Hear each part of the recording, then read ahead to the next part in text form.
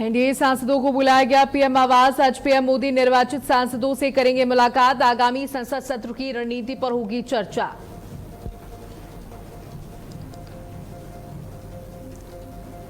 आज अंबेडकर नगर दौरे पर मुख्यमंत्री योगी 707 करोड़ की विकास परियोजनाओं की करेंगे लोकार्पण और शिलान्यास। पुलिस प्रशासन ने तैयारियां पूरी की।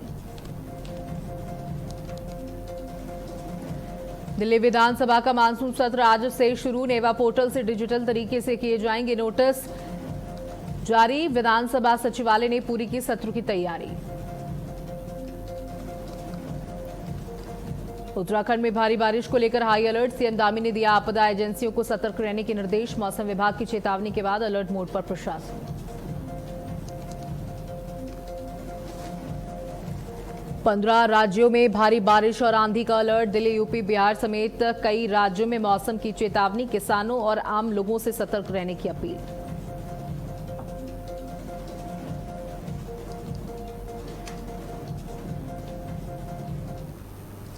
नमस्कार, आप देख रहे हैं भारत अपडेट और मैं हूं आपके साथ सौम्या अवस्थी। बुलेटिन की शुरुआत करेंगे जहां आज से शुरू होगा दिल्ली विधानसभा का मानसून सत्र। आज से 11 अगस्त तक चलेगा मानसून सत्र। डीआरसी से जुड़े 3 विधेयक सदन में पेश किए जाएंगे। सीएजी की 2 रिपोर्ट भी विधानसभा में पेश होगी। कई अहम मुद्दों पर चर्चा होने की संभावना।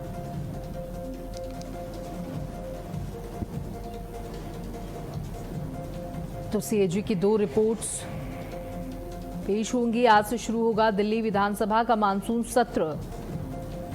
ये बड़ी खबर आपको बता दें।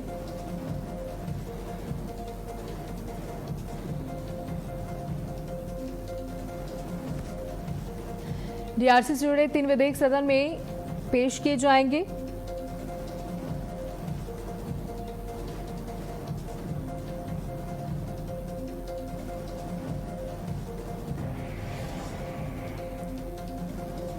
आज से शुरू होगा दिल्ली विधानसभा का मानसून सत्र। जहां दिल्ली विधानसभा का 3 दिवसीय मानसून सत्र आज 7 अगस्त से शुरू हो रहा है, जो 11 अगस्त तक चलेगा। इस सत्र की बैठकें मुख्य रूप से 7, 10 और 11 अगस्त को आयोजित की जाएंगी। मुख्यमंत्री रेखा गुप्ता के कैबिनेट द्वारा बुलाए गए इस सत्र में सरकार 3 महत्वपूर्ण विधेयक यानी बिल्स को पटल पर रखेगी, जिसमें और साथ ही आपको ये भी बता दें कि इस सत्र की मुख्य बातें क्या है और एजेंडा क्या है। इस बार सदन में पूरी कार्रवाई नेशनल ई विधान एप्लीकेशन यानी नेवा पोर्टल के जरिए डिजिटल माध्यम से संचालित की जा रही है। सरकार नागरिक सेवाओं की समयबद्ध डिलीवरी, ड्यूसिब में संशोधन और बेड एंड ब्रेकफास्ट लाइसेंस नीति को खत्म करने वाले 3 अहम बिल पेश करेगी। स्नेह कमल हमारे साथ हमारे सहयोगी जुड़ चुके हैं। स्नेह कमल, आज से दिल्ली विधानसभा का मानसून सत्र शुरू होने जा रहा है। 3 अहम बिल पेश किए जाएंगे आज। बिल्कुल, दिल्ली विधानसभा का आज महत्वपूर्ण जो है सत्र आज शुरू हो रहा है। 3 दिवसीय सत्र है ये। आज शुक्रवार को ये पहला दिन होगा। कल शनिवार और फिर परसों रविवार के अवकाश के बाद पुनः सोमवार और मंगलवार को पेश होगा। इस दौरान जो 3 अहम बिल के अलावा जो है सीएजी की रिपोर्ट यानी कैग की कुछ रिपोर्ट है, वो भी इस दौरान जो है पेश की जाएंगी। 3 विधेयक ऐसे हैं जो पेश किए जाएंगे, बहुत महत्वपूर्ण है, जिसमें इस बार सदन की पूरी कार्रवाई नेवा पोर्टल के जरिए डिजिटल माध्यम से संचालित की जा रही है। स्नेह कमल, बिल्कुल, अगर दिल्ली विधानसभा कार्रवाई जब बजट सत्र हुआ तो उसी दौरान जो दिल्ली के विधानसभा अध्यक्ष विजय गुप्ता ने कहा था कि ये तमाम जो दिल्ली की विधानसभा कार्रवाई पेपर बेस होगी यानी पूरी तरह से डिजिटल फॉर्मेट में होगी। तो और इस बार की कार्रवाई जो है पूरी तरह से जो है डिजिटल फॉर्मेट में होगी। इसको लेकर जो है दिल्ली विधानसभा के अध्यक्ष विजय गुप्ता ने पहले जानकारी दे रही थी कि उपराज्यपाल के आदेशानुसार जो ये सदन की बैठकें 7, 10 और 11 अगस्त को आयोजित होंगी और निर्धारित कार्यों की समाप्ति तक चलेंगी। विजय गुप्ता ने कहा था कि सुचारू और व्यवस्थित व्यवस्था संचालन के लिए सभी तैयारियां पूरी कर ली गई हैं। सभी नोटिस नेवा पोर्टल के माध्यम से डिजिटल प्रस्तुत की जाएंगी। तो कुल मिलाकर हम कह सकते हैं कि दिल्ली विधानसभा का सत्र जो आज शुरू हो रहा है और रही उस तकनीक या टेक्निक के इस्तेमाल की बात, तो पिछले ही विधानसभा सत्र के दौरान जब बजट सत्र पेश हुआ था तभी से जो है तमाम चीजें नेवा पोर्टल या डिजिटल फॉर्मेट में कर दी गई थी। बिल्कुल, देखिए सुरक्षा के भी इंतजाम इस बार कड़े किए गए हैं, क्योंकि अभी हाल में जो भी इंसिडेंट्स हुए दिल्ली के अंदर, उसको देखते हुए चाहे वो राज्यसभा लोकसभा की कार्यवाही हो या फिर अब दिल्ली का ये मानसून सत्र जो आज से शुरू होने वाला है, इस बार तैयारियां कड़ी की गई हैं, सुरक्षा के भी पुख्ता इंतजाम किए गए हैं। जी बिल्कुल, इस संदर्भ में कल जो है विधानसभा अध्यक्ष ने जो है एक उच्च स्तरीय सुरक्षा बैठक की समीक्षा की थी, जिसमें जो है तमाम सुरक्षा के आला अधिकारी हैं। दिल्ली पुलिस के जो है विशेष पुलिस आयुक्त कानून व्यवस्था देवेश श्रीवास्तव, संयुक्त पुलिस आयुक्त नादर मधुकर वर्मा, पुलिस उच्चायुक्त उत्तर राजा बंसिया, पुलिस उच्चायुक्त सुरक्षा हुकुम राई साई समेत तमाम जो सदस्य बैठे थे। इसके साथ ही जो है सीआरपीएफ की टीमें थी यहाँ पर। सभी ने जो है स्पेशल स्टाफ, स्वाट टीम, स्थानीय पुलिस, एम्बुलेंस सेवाओं के तमाम अधिकारियों ने बैठक की और जो है पूरे विधानसभा परिषद का व्यापक मॉकड्रिल किया, ताकि जो है किसी भी जो है आपातकालीन स्थिति अगर कोई उत्पन्न होती है तो तत्परता से निपटा जा सके। तो कुल मिलाकर जो विधानसभा अध्यक्ष ने कल सुरक्षा बैठक की समीक्षा की, पूरी तैयारियों की जो है जायजा उन्होंने लिया। बिल्कुल, तो देखिए आज कई अहम मुद्दों पर चर्चा होने जा रही है। कितने बजे से सत्र की शुरुआत हो जाएगी? सत्र की शुरुआत अपने निर्धारित समय से लगभग 11 बजे शुरुआत होगी। कोरम पूरा होगा। सबसे पहले उपराज्यपाल आएंगे, सदन को संबोधित करेंगे, उसके बाद सदन की कार्यवाही शुरू होगी। बिल्कुल, देखिए जो आज सबसे महत्वपूर्ण चीज है कि 3 जो बिल हैं वो पेश होंगे, लेकिन विपक्ष, अगर हम अभी जो सत्र चल रहे हैं, चाहे अभी उत्तर प्रदेश का सत्र खत्म हुआ है, चाहे वहां की तस्वीर देख ले, चाहे लोकसभा और राज्यसभा की तस्वीरें दे, हंगामेदार रहे ये सारे सेशंस। तो दिल्ली के भी ये जो सेशंस होने वाले हैं ये हंगामेदार हो सकते हैं। बिल्कुल, जिस तरह से पिछला बजट सत्र था जिसमें जो है आम आदमी पार्टी ने काफी हंगामा किया था, अब देखना यह है कि आज का जब सत्र शुरू होगा तो क्या कुछ होता है। फिलहाल विधेयक को लेकर कोई दिक्कत तो अभी तक समय कोई बात विरोध की नहीं आई है, लेकिन जिस तरह कैग की रिपोर्ट आनी है, सीएजी की रिपोर्ट आनी है, उसमें पिछली सरकार के बारे में तमाम चीजें होंगी। तो निश्चित रूप से हम कह सकते हैं आम आदमी पार्टी और भारतीय जनता पार्टी के बीच जो है सीएजी की रिपोर्ट को लेकर जो है कुछ दिक्कतें जरूर हो सकती हैं, पक्ष विपक्ष का हंगामा हो सकता है। बिल्कुल, तो देखिए आज से शुरू हो रहा है सत्र, आज से 11 अगस्त तक चलेगा ये मानसून का सत्र। बहुत बहुत शुक्रिया स्नेह कमल, हमारे साथ जुड़ने के लिए, जानकारियां साझा करने के लिए। तो क्या आपकी 2 रिपोर्ट भी आज विधानसभा में पेश होंगी। और दिल्ली की मुख्यमंत्री और वित्त मंत्री रेखा गुप्ता सदन के पटल पर 2 महत्वपूर्ण कैग रिपोर्ट भी प्रस्तुत करेंगी। बात अगर सुरक्षा के इंतजामों की जाए तो हालिया सुरक्षा चिंताओं को देखते हुए विधानसभा परिसर में सीआरपीएफ की क्विक रिस्पांस टीम और हाइड्रोलिक रोड ब्लॉकर तैनात किए गए हैं। अब खबर आपको लखनऊ से दे दी, जहां राष्ट्रीय हथकरघा दिवस समारोह का आयोजन आज सीएम योगी कार्यक्रम में होंगे शामिल। सुबह 10 बजे लोक भवन सभागार में कार्यक्रम होगा। हथकरघा पावरलूम योजनाओं के लाभार्थियों को मिलेंगे चेक।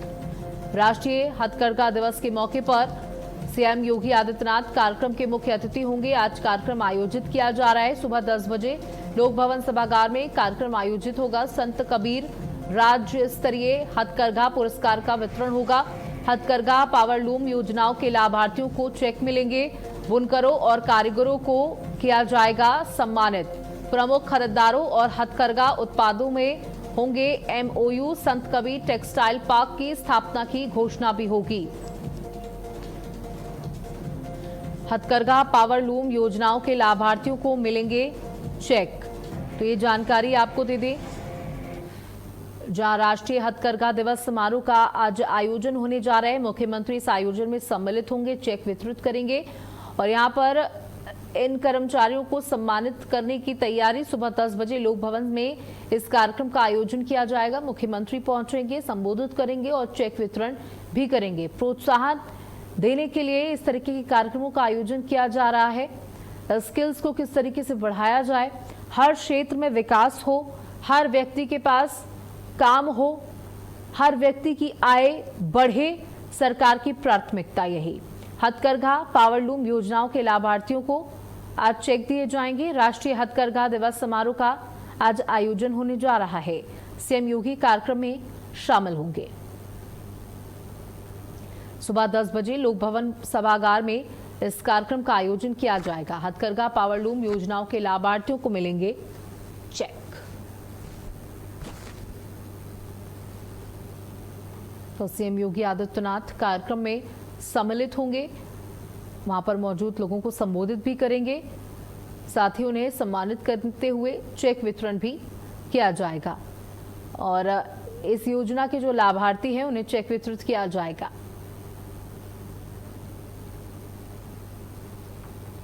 तो सीएम योगी कार्यक्रम में सम्मिलित होंगे।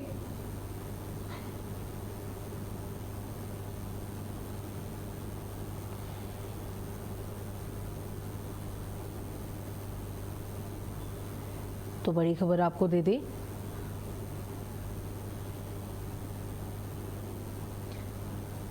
और हमारे साथ हमारे सहयोगी प्रणवीर जुड़ चुके हैं।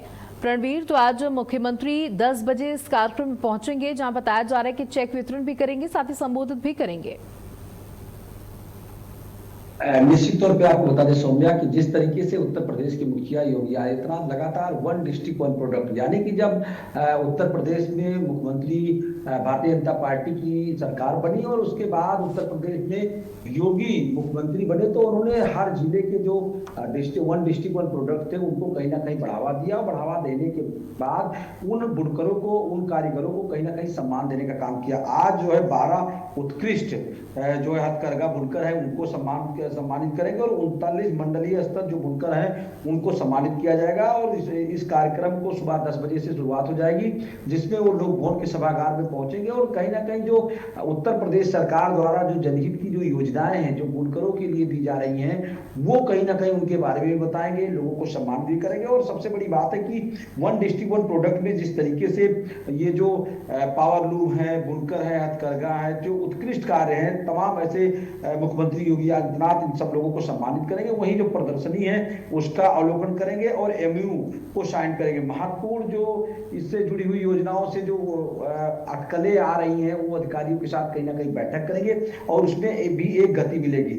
उत्तर प्रदेश के मुखिया योगी आदित्यनाथ बनारस की साड़ी, चिकनकारी, जामदानी, कालीन और तमाम ऐसे जो बुनकर है उसको कहीं ना कहीं बढ़ावा देंगे। मुख्यमंत्री योगी आदित्यनाथ संबोधन में बुनकरों की कल्याणकारी योजना, रोजगार सृजन, तकनीकी उन्नत, निर्यात बढ़ाने और पारंपरिक उद्योग को नई मजबूती के साथ जोड़ने की तमाम ऐसी घोषणाएं कर सकते हैं। अगर बात करें उत्तर प्रदेश में जिलों की, तो लगभग 12 जिले ऐसे हैं जो कि हथकरघा और बुनकर के तहत आते हैं। वाराणसी की अगर बात करें तो वाराणसी की जो सिल्क साड़ी है और ब्रांडेड बुनाई के लिए विश्व प्रसिद्ध है। क्योंकि अक्सर लोग जब बनारस आते हैं तो जरूर ये कहा जाता है कि बनारस की साड़ी मशहूर है। लखनऊ की अगर बात करें तो लखनऊ की जो चिकनकारी है और उससे वस्त्र उद्योग के तमाम ऐसे प्रमुख जो कार्य हैं वो कहीं ना कहीं मशहूर है। और बलरामपुर का जो पारंपरिक हथकरघा कार्य है उसमें बलरामपुर, बिजनौर, बरेली, गोरखपुर, भदोही, आजमगढ़, मऊ तमाम ऐसे जिले हैं जो हथकरघा में जो है माने जाते हैं और ये कहीं ना कहीं बिजनेस करते हैं और उसका एक बहुत बड़ा। और अगर हथकरघा के लिए महत्वपूर्ण जिला अगर माना जाए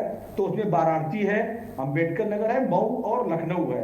तो इसमें सबसे बड़ी महत्वपूर्ण बात है कि बनारसी की साड़ी है, लखनऊ का चिकनकारी है और टांडा का काटन कपड़ा राष्ट्रीय स्तर पर अपना एक अलग महत्व, अपना पहचान बना करके रखा है। दूसरा सबसे बड़ी बात आपको बता दें कि जिस तरीके से वन डिस्ट्रिक्ट वन प्रोडक्ट के अंतर्गत किसी भी रोजगार के लिए, किसी भी जो श्रमिक हैं, जो मेहनत, जो बुनकर हैं, उनके लिए मुख्यमंत्री ने तमाम योजनाएं चलाया है, जिसमें उन योजनाओं का लाभ लेते हैं, उनको कहीं ना कहीं लोन भी आसानी के साथ मिल जाता है और अंतरराष्ट्रीय आयात और निर्यात में भी इनको एक शेड्यूल, एक जो है जो इजी गोइंग बिजनेस के तौर पर इनको बढ़ावा दिया जा रहा है। दूसरा सबसे बड़ी बात है कि किसी भी प्रकार से उद्योग लगाने के लिए छोटे उद्यमियों को एक मिनी जो लोन है वो दिया जाता है कि किसी भी प्रकार से अगर आप उद्योग लगाना चाहते हैं तो जिला उद्योग केंद्र, हर जिले में जिला उद्योग केंद्र है, उस उद्योग केंद्र के तहत अगर उस जिले से संबंधित आपका वन डिस्ट्रिक्ट वन प्रोडक्ट के अंदर अगर काम है तो उसमें आपको और सहायता मिलती है। आपको फैक्ट्री लगाने के लिए, आपको मिस्त्री रखने के लिए, आपको कच्चा सामान खरीदने के लिए तमाम ऐसी चीजें जिसमें उत्तर प्रदेश के मुखिया योगी आदित्यनाथ लगातार लोगों को सराहना करते हैं और उसके बाद उनको बढ़ावा देते हैं। हैं, समय समय पर उनकी प्रदर्शनी लगवाते हैं, उसका अवलोकन करते हैं, निरीक्षण करते हैं। जो जिला अधिकारी हैं उनको ये साफ तौर पर निर्देश है कि जो युवा हैं, क्योंकि आपने देखा कि कोरोना संक्रमण काल में किस तरीके से जब महामारी आई तो प्रदेश के कई ऐसे जो कारीगर थे, कई ऐसे लोग थे जो कहीं विदेशों में फंसे थे तो कहीं अन्य राज्यों में फंसे थे। उत्तर प्रदेश के मुखिया योगी आदित्यनाथ ने बस के माध्यम से, ट्रेन के माध्यम से सभी लोगों को उत्तर प्रदेश में बुलाया और रोजगार देने की बात करी। श्रम विभाग में जिलेवार जो कारीगर थे, चाहे वो बुनकर हो, चाहे वो मिस्त्री हो, राजदान मिस्त्री हो, चाहे वो टेक्निकल हो, चाहे इलेक्ट्रीशियन हो, सभी को गुणवत्ता के आधार पर श्रम विभाग में उनका रजिस्ट्रेशन कराया और उत्तर प्रदेश में ही उनको जो नौकरी देने की बात की थी उस पर नौकरी दिया। समय समय पर जो है मेला लगता है, यहाँ पर जो है रोजगार मेला लगाया जाता है। अभी कुछ ही दिन पहले इंदिरा गांधी प्रतिष्ठान में रोजगार मेला का आयोजन किया गया था। तो ऐसे में जो कारीगर हैं, जो अपनी कारीगरी के लिए मशहूर है, जो जिले हैं जो पैदावार के लिए मशहूर है। अभी आपने देखा कि पहले वन डिस्ट्रिक्ट वन प्रोडक्ट के बारे में उत्तर प्रदेश के मुखिया योगी आदित्यनाथ ने अभियान चलाया। उसके बाद इन्होंने वन डिस्ट्रिक्ट वन व्यंजन, यानी कि जो जिस जिले का मशहूर भोजन है उसका उन्होंने एक अभियान चलाया और पूरे उत्तर प्रदेश में इसको बढ़ चढ़ करके उसमें लोगों ने हिस्सा लिया। क्योंकि एक ही पटल के नीचे एक ही जगह स्टॉल लगा करके उन्होंने पूरे प्रदेश के व्यंजनों को, लोगों को उस पर स्वादिष्ट व्यंजन का कहीं ना कहीं लोगों को लाभ पहुंचाया। तो ये सबसे बड़ी बात है कि जिस तरीके से जो रोजगार मेला होता है और जो जिले का मशहूर चीज होता है, यानी कि जैसे बनारस की साड़ी है, तो बनारस की साड़ी को लेकर के विश्व स्तर पर, विश्व पटल पर इसका अपना एक महत्व है, अपना एक जो है मार्केट में वैल्यू है। क्योंकि इनके निर्यात जो बाहर इनका माल जाता है, साड़ी जाता है, अब तो इतना डिजिटल हो गया है कि कोरियर के माध्यम से लोग तमाम ऐसे जो ऑनलाइन शॉपिंग के माध्यम से लखनऊ की चिकनकारी हो, चाहे बनारस की साड़ी हो, तमाम ऐसे प्रोडक्ट हैं जो मंगाते हैं। तो ये कहीं ना कहीं विश्व स्तर पर, विश्व पटल पर अपने एक प्रदेश के जो बुनकर हैं, जो हथकरघा के कारीगर हैं, उनको कहीं ना कहीं सम्मान मिला। दूसरा सबसे बड़ी बात है, उनको एक हब दिया, उनको एक उन्होंने जगह भी दिया उत्तर प्रदेश के मुखिया योगी आदित्यनाथ ने कि आप इस जगह पर बैठ करके काम करिए। तीसरी सबसे बड़ी बात है कि जैसे कहीं जरूरत पड़ी तो एक संगठन के तहत उन्होंने संगठित, अगर 10 लोगों ने संगठित तरीके से एक समूह बनाया तो उस समूह को भी उत्तर प्रदेश सरकार ने सहायता राशि प्रदान की कि जिससे वो अपने बिजनेस को बढ़ा सके। तो जिस तरीके से इजी गोइंग बिजनेस को बढ़ावा दिया। और दूसरी सबसे बड़ी बात है कि उत्तर प्रदेश में निवेश के लिए अब विदेश के लोग, अन्य राज्यों के लोग, तमाम लोग हैं जो उत्तर प्रदेश में निवेश के लिए आते हैं। क्योंकि सरकार हमेशा ये दावा करती है कि 2017 के पहले इसको बीमारू राज कहा जाता था, इसमें वसूली होती थी, अधिकारी जो है समय पर काम नहीं करते थे और कई ऐसे चीज हैं जो कहीं ना कहीं प्रभावित होते थे, प्रभाव डालते थे और किसी भी प्रकार के बिजनेस को बढ़ावा नहीं होने देते थे। लेकिन जब से उत्तर प्रदेश में योगी आदित्यनाथ की सरकार बनी तब से इस प्रकार की वसूली पर और इजी गोइंग बिजनेस को कहीं ना कहीं बढ़ावा मिला। लगातार सरकार इस चीज पे निगरानी रखी और एक अलग का टीम बना करके रखा। अभी आपने कुछ ही दिन पहले देखा था लखनऊ के एक वरिष्ठ जो अधिकारी थे, IAS अधिकारी थे, उन्होंने सिर्फ बिजनेसमैन को उनकी वसूली की बात आई थी, तुरंत उन्होंने कार्रवाई की थी और ऐसी कार्रवाई की जो मिसाल पैदा हुआ। तो ये उत्तर प्रदेश में भय मुक्त वातावरण है। भय मुक्त वातावरण की वजह से किसी भी प्रकार से रोजगार लगाने में, व्यापार करने में और अपने काम को आगे बढ़ाने में किसी भी प्रकार की कोई दिक्कत या परेशानियों को सामना नहीं करना पड़ता है। सबसे बड़ी बात है, जब लोग फैक्ट्रियां लगाते थे, बुनकर हों चाहे हथकरघा के किसी भी प्रकार से, तो उनको रोजगार यानी कि उनको काम करने वाले लोगों की कमी मिलती थी, ट्रेनिंग सेंटर की कमी मिलती थी। उत्तर प्रदेश में ट्रेनिंग सेंटर बनाया गया, हब स्टेशन बनाया गया, IT कॉलेज हो, चाहे लखनऊ का अलीगंज, चाहे तमाम ऐसे ट्रेनिंग सेंटर हैं जहां पर लोगों को ट्रेनिंग दी गई। जो जिस जिले का है उसके जो मास्टर हैं, उसके जो वैज्ञानिक हैं, उनको रख करके लोगों को ट्रेनिंग दी गई और ट्रेनिंग देने के बाद उनको रोजगार के लिए धन दिया गया। यानी कि पहले आपको कारीगर बनाया गया, आपको पहले उस लायक बनाया गया और उसके बाद आपको अपना बिजनेस बढ़ाने के लिए कहीं ना कहीं आपको ट्रेनिंग दी गई और धन भी मुहैया कराया गया। बिल्कुल तो ये प्रणवीर, तो सबसे बड़ी बात है युवाओं के इस लिए। सरकार ने हर एक वर्ग को साधने का प्रयास किया है, हर एक वर्ग को आगे बढ़ाने का प्रयास किया है और आज 51 बुनकरों को जब सम्मानित किया जाएगा तो कहीं ना कहीं उनको और प्रोत्साहन जरूर मिलेगा। बहुत बहुत शुक्रिया प्रणवीर हमारे साथ जुड़ने के लिए, तमाम जानकारियों के लिए।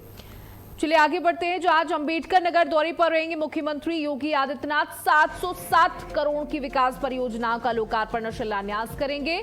सीएम योगी के आगमन को लेकर प्रशासन पूरी तरीके से अलर्ट पर है। अंबेडकर नगर मुख्यमंत्री दौरे पर हैं आदित्यनाथ। बता दें कि 7 अगस्त को अंबेडकर नगर आएंगे। सीएम योगी 707 करोड़ रुपए की विकास परियोजनाओं का लोकार्पण शिलान्यास करेंगे। गोविंदजाब मेला परिसर में शुक्रवार को पहुंच रहे, यानी कि आज अब 3 विधानसभाओं के लिए विकास का खजाना खोलेंगे। पहले यहां आलापुर व जलालपुर विधानसभा की परियोजनाओं का लोकार्पण शिलान्यास होना था। अब इसमें टांडा विधानसभा को जोड़ दिया गया है। तो कुल मिलाकर 707 करोड़ से नवनिर्मित व प्रस्तावित परियोजनाओं का लोकार्पण शिलान्यास होगा। प्रशासन ने तैयारियों को पूरा कर लिया है। तो मुख्यमंत्री देखिए यहां पर पहुंच रहे हैं, विकास परियोजनाओं की सौगात देने के लिए पहुंच रहे हैं। बहुत महत्वपूर्ण आज का दिन अंबेडकर नगर वासियों के लिए। और देखिए जब ये सौगातें दी जाती हैं तो ये सौगातें जनता को लाभ पहुंचाने के लिए होती हैं, जनहित के लिए होती हैं कि उनके शहर का विकास हो। जब उनके शहर का विकास होगा तो उनका विकास होगा। और हर क्षेत्र को बढ़ावा देने के लिए, हर वर्ग को बढ़ावा देने का प्रयास मुख्यमंत्री का। और आज दोपहर में इस कार्यक्रम का आयोजन होगा। साथ ही आपको बता दें कि तैयारियां काफी समय से चल रही थी, लगातार निरीक्षण किए जा रहे थे। सभा स्थल का निरीक्षण किया जा रहा था, जहां पर सीएम का हेलीकॉप्टर लैंड होना है। उस जगह पर प्रॉपर व्यवस्था, सुरक्षा व्यवस्था की गई थी। किसी भी तरीके की चूक बर्दाश्त नहीं होगी, क्योंकि मुख्यमंत्री का कार्यक्रम है। बड़ी संख्या में लोग पहुंचेंगे, इसका भी इंतजाम किया गया है। क्योंकि बारिश का मौसम है, इसलिए प्रॉपर वाटरप्रूफ टेंट का इस्तेमाल किया गया है यहाँ पर, कि लोगों को यहाँ पर बैठने में किसी प्रकार की कोई समस्या ना हो। और बड़ी संख्या में लोगों को बोला भी क्या है कि वो आप इस कार्यक्रम में पहुंचे। सीएम की जनसभा भी है, सीएम संबोधित भी करेंगे और 707 करोड़ की परियोजनाओं का शिलान्यास और लोकार्पण भी करेंगे।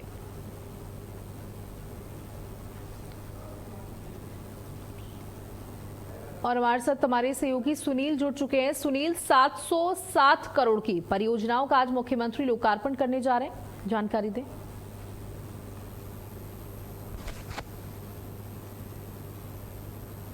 अनम्यूट कर लें।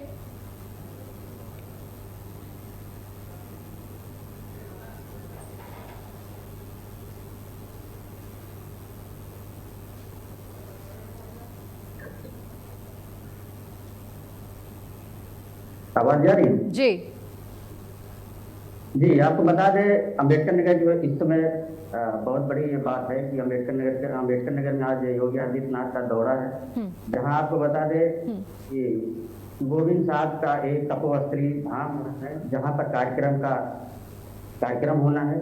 इस कार्यक्रम में योगी आदित्यनाथ करीब 2:45 पे अम्बेडकर नगर के पावन धाम पर यहाँ पर अपनी हेलीकॉप्टर लैंडिंग करेंगे। उसके बाद वहाँ से कार से वो अपने सभा के लिए करीब 3 बजे स्थान पर पहुँचेंगे। उसके बाद अपनी संबोधना को संबोधन करेंगे। आपको बता दें वहीं अम्बेडकर नगर में 3 विधानसभाओं का उन्होंने चुना है। पहले तो आलापुर और जलालपुर था, उसके बाद टांडा को भी सम्मिलित कर लिया गया इन परियोजनाओं में। कहीं न कहीं 707 करोड़ की सौगात मुख्यमंत्री योगी आदित्यनाथ आज अम्बेडकर नगर के 3 विधानसभाओं को देंगे। और उन विधानसभाओं में जितने भी प्रतिनिधि बीजेपी या कार्यकर्ता हैं, उनके अंदर एक खासा उत्साह है। जी बिल्कुल, देखिए सुरक्षा की इंतजामों की बात की जाए तो किस तरीके से इंतजाम किए गए हैं सुरक्षा के लिहाज से?